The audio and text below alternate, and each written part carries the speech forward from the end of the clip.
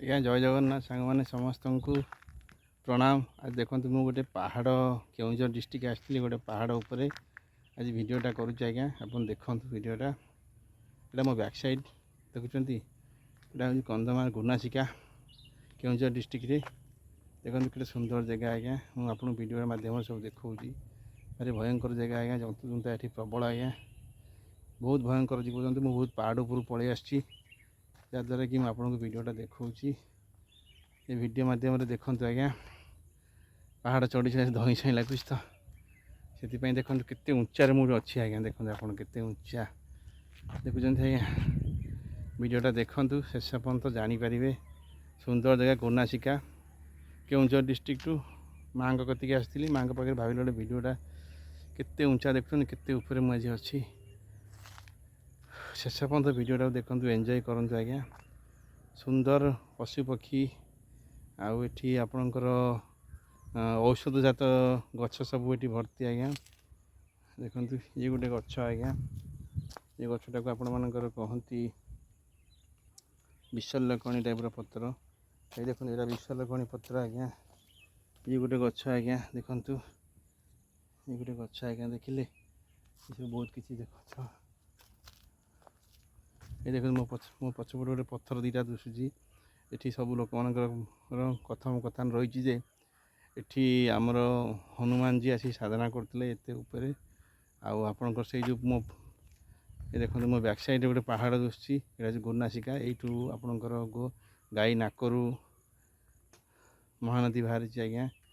ଏସବୁ ଜିନିଷ କିମ୍ବଦନ୍ତୀ ଯାହା ରହିଛି ଲୋକମାନଙ୍କ କଥା ଶୁଣିବା କଥା।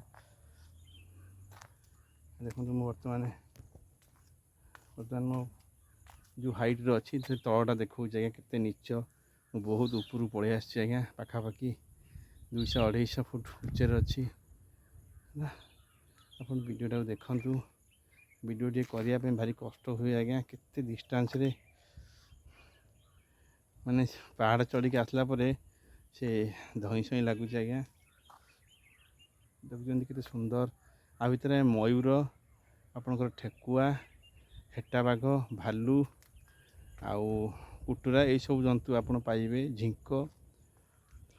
ତ ମୁଁ ଯେହେତୁ ଏଇଟା ଟାଇମ୍ ହେଇଗଲାଣି 5ଟା ପାଖାପାଖି, ଏଠୁ ଯିବାକୁ ପଡ଼ିବ କାହିଁକିନା ଅନ୍ଧାର ହେଇଗଲେ ଭାରି ଅସୁବିଧା ଆଜ୍ଞା। ଏ ଭିଡ଼ିଓଟା ପୁରା ସମ୍ପୂର୍ଣ୍ଣ ଦେଖନ୍ତୁ। ମୁଁ ପୁରା ବୁଲେଇକି ଆପଣଙ୍କୁ ଦେଖାଉଛି ଏ ଭିଡ଼ିଓ ମାଧ୍ୟମରେ।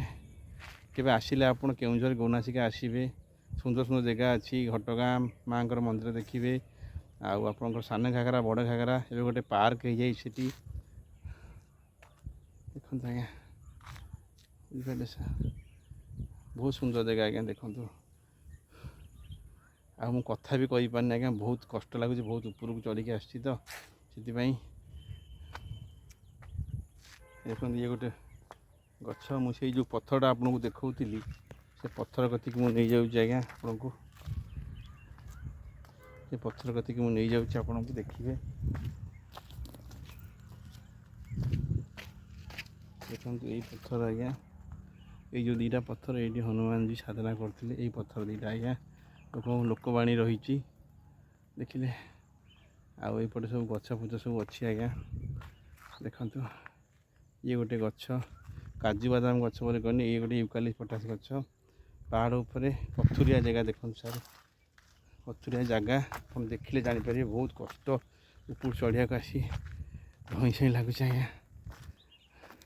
ଭିଡ଼ିଓଟାକୁ ଶେଷ ପର୍ଯ୍ୟନ୍ତ ଦେଖିବେ। ଗୁନାସିକା ପାହାଡ଼ ଆପଣଙ୍କୁ ଭଲ ଲାଗିବ। ନିଶ୍ଚୟ ଥରେ ଆସି ଭିଜିଟ୍ କରନ୍ତୁ କେଉଁଝର ମାଆଙ୍କୁ। ରହିଲି ଆଜ୍ଞା। ଜୟ ଜଗନ୍ନାଥ। ଭଗବାନ ସମସ୍ତଙ୍କୁ ଭଲରେ ରଖ ଆଜ୍ଞା। ଦେଖନ୍ତୁ ଇଏ ଗୋଟେ ଗଛ ନାଁ ହେଉଛି ଭୁଇଁ ନିମ୍ବ। ଆପଣ ପାଖକୁ ଯାଇ ଦେଖନ୍ତୁ। ଏ ଗଛ ନାଁ ହେଉଛି ଭୁଇଁ ନିମ୍ବ। ଏଇଟା ଆପଣ ସହରାଞ୍ଚଳରେ ପାଇବେ ନାହିଁ। ଏଇଟା ସହରାଞ୍ଚଳରେ ପାଇବେନି। ଏଇଟା ପ୍ରାୟ ଜଙ୍ଗଲଜାତ ଦ୍ରବ୍ୟ। ଦେଖନ୍ତୁ ତାର ଛୋଟ ଛୋଟ ସବୁ ଇଏ ହେଇଛି। ଏଇ ଗଛର ପତ୍ରରେ ଆଜ୍ଞା ବିଭିନ୍ନ ପ୍ରକାର ଆପଣ ଯେଉଁ କାଛୁ କୁଣ୍ଡିଆ ଏସବୁ ହେଉଛି ସେଇ ମେଡ଼ିସିନ ସବୁ ତିଆରି ହୁଏ। ଏଇଟା ହେଉଛି ଭୁଇଁ ନିମ୍ବ। ଆଉ ଏଇଟା ଆପଣ ଜାଣିଥିବେ ଏଇଟା କହନ୍ତି କାଜୁ ବାଦାମ ଗଛ। ଏ କାଜୁ ବାଦାମ ଗଛ ଆଜ୍ଞା। ଆ ଦେହରେ କାଜୁ ହୁଏ। ଆଚ୍ଛା, ଇଏ ଗୋଟେ ଗଛ ଆପଣ ଦେଖୁଛନ୍ତି ପଶାରୁଣୀ।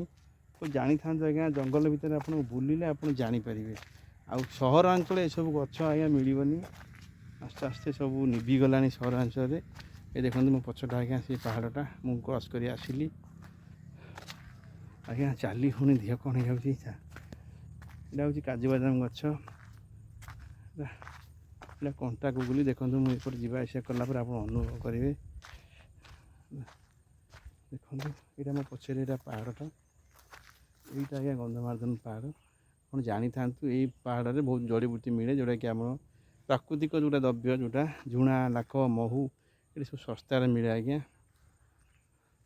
ଏ ଦେଖନ୍ତୁ ଏପଟେ ବି ଜଙ୍ଗଲ ପାହାଡ଼ ଘେରା ପରିବେଶ।